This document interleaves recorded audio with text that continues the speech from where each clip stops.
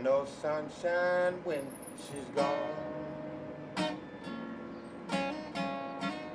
It's not warm when she's away. Ain't no sunshine when she's gone. This house just ain't no home anytime she goes away. I wonder this time where she's gone. Certainly, Madison, like everywhere else in the country, the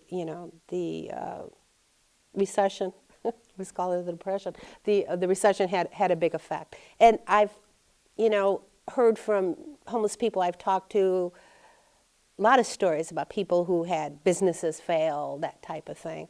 It's interesting when you hear their stories of the personal aspect of it. There's some disruption, a divorce or a job loss or business fails, and people who previously had been pretty ordinary, what we would call middle-class folks, just somehow can't get their footing again, and find themselves homeless.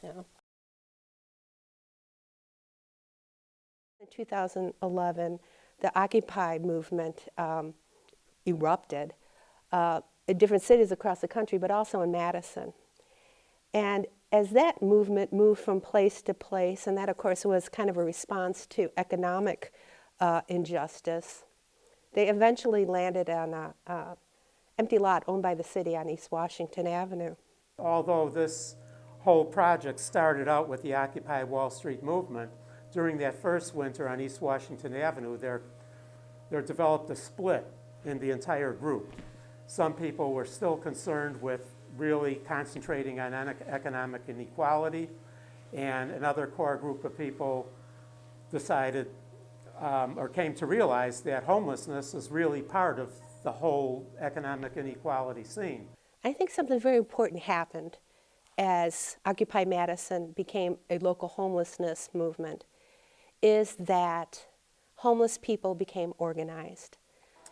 We started going to some of the city and county meetings to learn more about what the situation was at that time, and we found an extreme lack of services.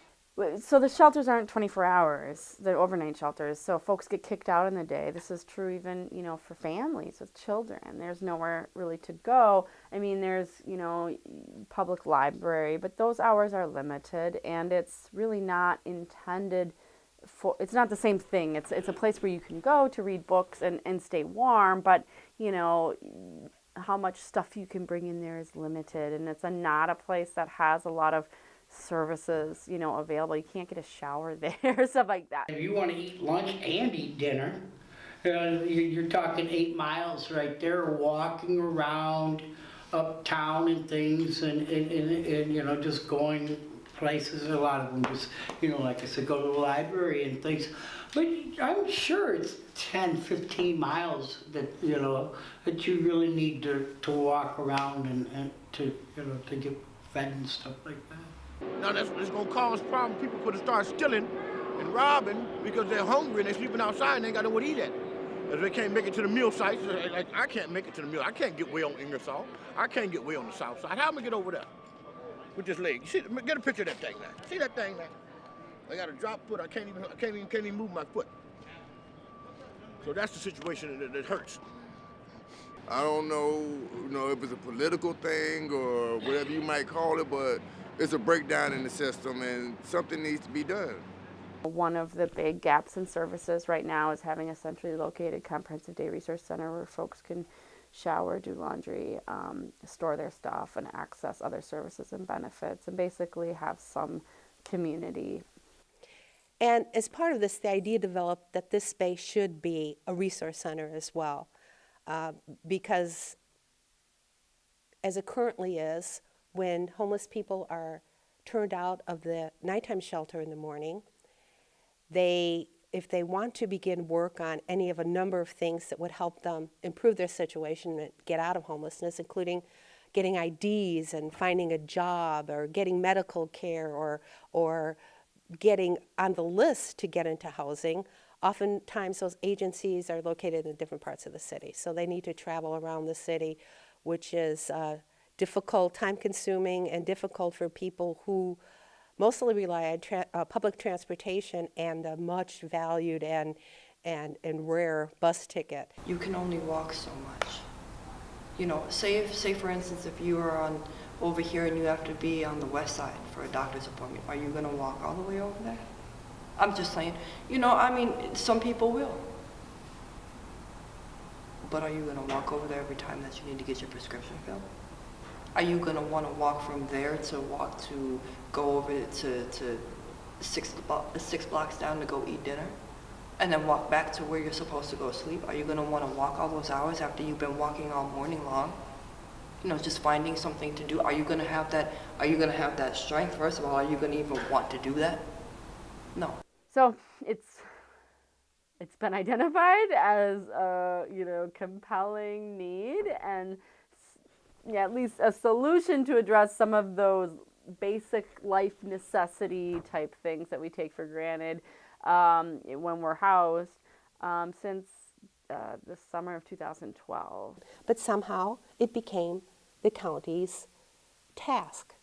Perhaps in no small point to the actions of Supervisor Weigleitner, who made the motion to get the money together and do it. And there's $600,000 to open a day shelter that has been sitting for a couple years in the county budget, and there doesn't seem to be a way to access it and get it done.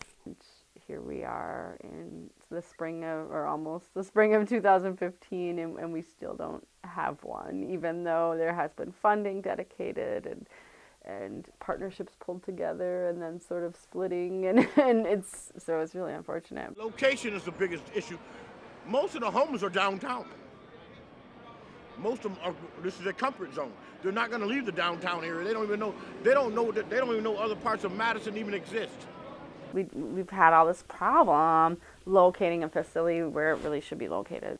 They then turned their attention to the existing day facility, hospitality house that's run by Porchlight, Inc. Porchlight is the biggest provider of homeless services in Dade County, with a plan to expand that and turn it into an enhanced shelter that could have space to accommodate more people and would provide a broader array of services. I think by this time everyone's pretty much recognized that even if we continue to have hospitality house, which we've had this whole time, we're not really solving the problem. And do we really want to invest a lot of money into that facility if we can do something better? There was this absolute failed communication, one after the other, that led to the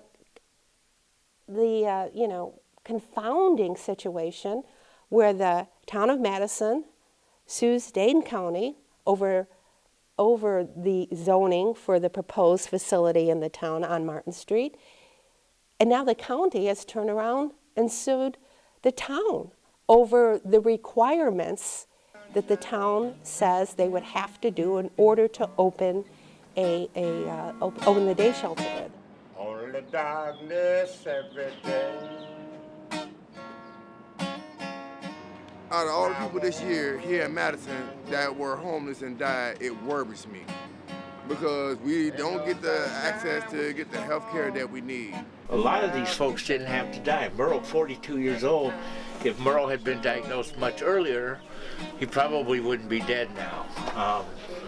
Bobby here had some problems. He drank, okay? And he was in a motel after getting his Social Security when he died. And it's too bad. It's like, it's a tragedy or a comedy. I don't know which it is. It's so pronounced, it's almost funny.